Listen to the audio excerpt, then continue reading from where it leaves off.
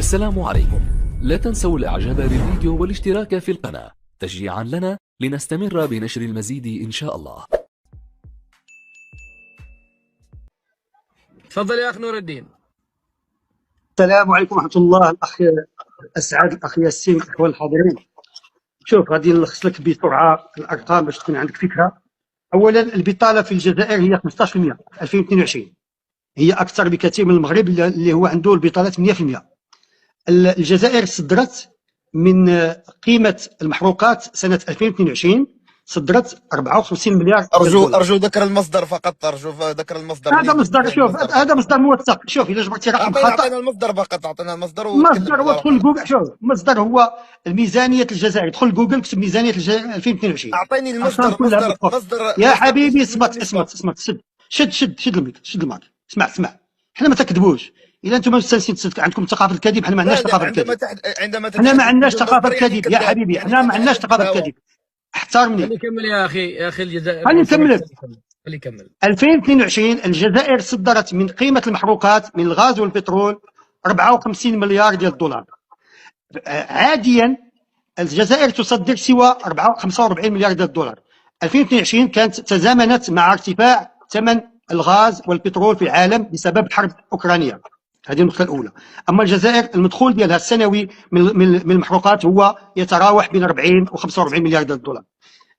بالمقارنه مع المغرب يصدر من المنتوجات الفلاحيه والصيد البحري والفوسفات والصناعه و تيصدر 43 مليار ديال الدولار. سيتادير تقريبا المغرب يصدر نفس القيمه اللي تتصدر الجزائر من المحروقات.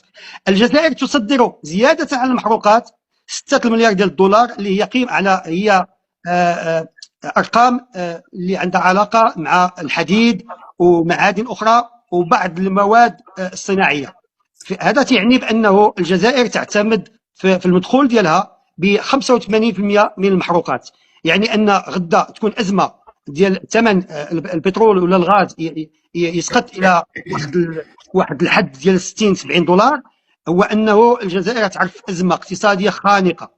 نعطيكم من ناحيه المديونيه الجزائر في 2014، اسمعني مزيان، 2014 كانت عندها 6 مليار ديال الديون اللي هي ديون اغلبيتها ديون داخليه من المؤسسات الجزائريه اللي هي مؤسسات جزائريه وهما تيزوروا الارقام. على كل حال اللي كانت تمثل 7% من الديونيه ديال الانتاج الخام الداخلي للجزائر. دونك 7% من الانتاج الخام الجزائري كانت هي عباره عن ديون في 2014.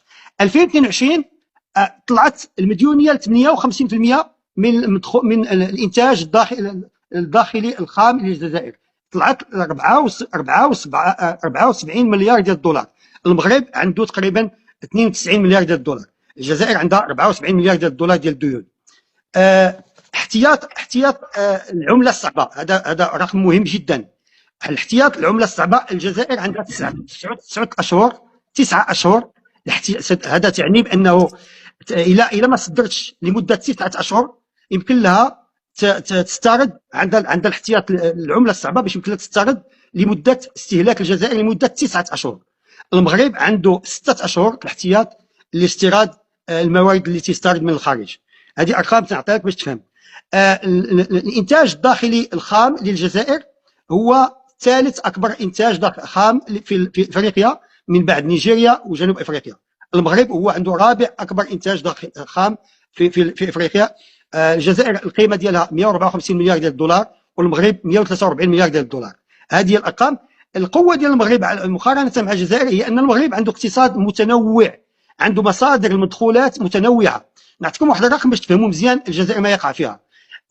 الجزائريين اللي هما تيعيشوا في خارج الجزائر اللي تسموا جزائر العالم ما تيدخلوش ولا مليار واحد في خزينه الدوله ديال الجزائر. المغاربه العالم يضخون على خزينه الماليه ديال المغرب اكثر من 11 مليار ديال الدولار. هو قيمه كل ما يستهلك المغرب من المحروقات. كل ما يستهلك المغرب في المحروقات سنويا من الغاز والبترول هو يساوي العمله الصعبه التي تدخل المغرب عن طريق عمالنا في الخارج اللي هما مغاربه المغرب. هذا تبين بان تضامن هذا الجانب لكم دراهم ولا لا؟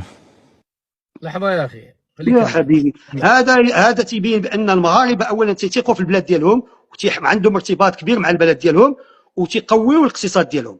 زياده على المداخل اللي عندنا في المغرب من الصادرات، عندنا 15 مليون ديال سائح سنويا، 15 مليون سائح سنويا تدخلنا في المغرب 13 مليار ديال الدولار.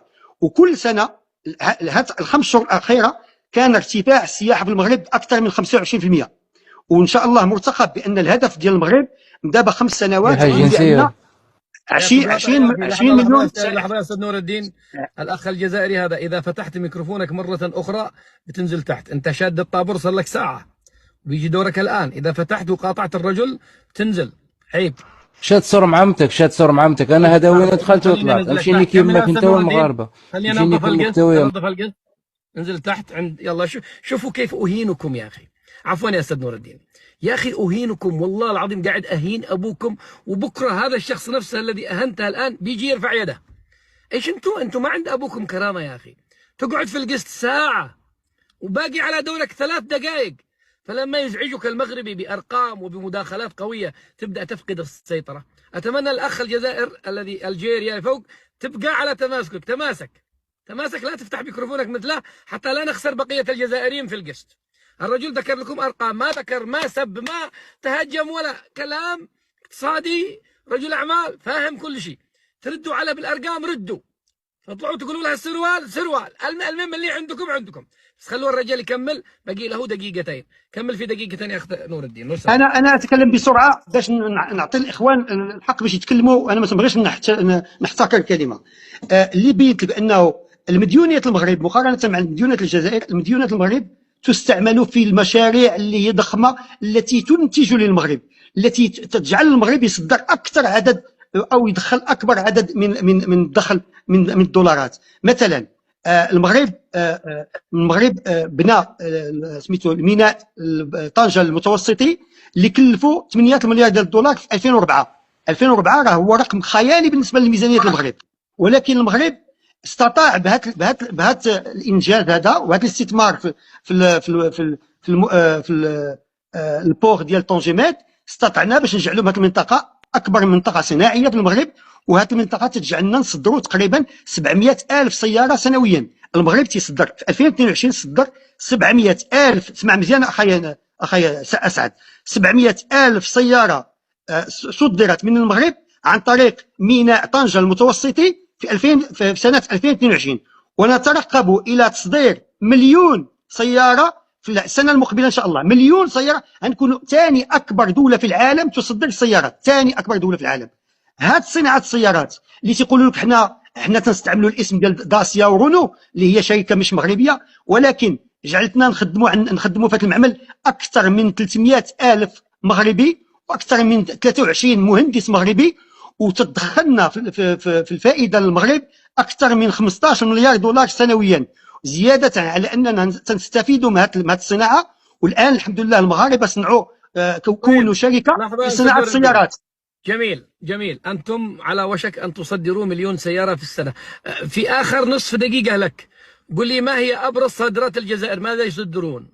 الجزائر تصدر المحروقات، وهي تمثل 80% من قيمة كل ما تصدره الجزائر، 80 حتى 85%. وعندها حد كبير هذه السنتين الأخيرتين أنها استفدت من ارتفاع ثمن الغاز بسبب الحرب الأوكرانية، وإلا كانت الجزائر ستذهب إلى الإفلاس. شوف، محمود عباس زار الجزائر، ذهب بشيك قيمته 100 مليون أورو. محمود عباس. البوليزاريو عندهم 80 ألف بوليزاريو ساكنين في تندوف. إلا ضربتي الحساب أسعد أن كل شخص بوليزاريو يستهلك شهريا 150 دولار. عمل 150 دولار في 80 ألف شخص وعملها في 50 سنة، هتعطيك تقريبا الجزائر غير باش توكل البوليزاريو تقريبا 8 مليار ديال الدولار، زيادة على الأمن والمدارس والعسكر تقريبا الميزانية اللي صرفت الجزائر على البوليزاريو تناهز بين 250 مليار دولار و500 مليار دولار. شكرا جزيلا لك على انضباطك وعلى سلاسة الأفكار لديك. أخي الجزائر عندك، هل لديك أرقام؟ السلام عليكم ورحمة الله تعالى وبركاته. نظن الاخ الاستاذ هذا استاذ، اذا كان استاذ او دكتور، لانه الدكتوراه في المغرب عاديه جدا. الدكتور هذا يا هو عايش شوف لحظه اسمح لي خلي ما قطع. لا لحظه. هل رأيت الدكتور نور الدين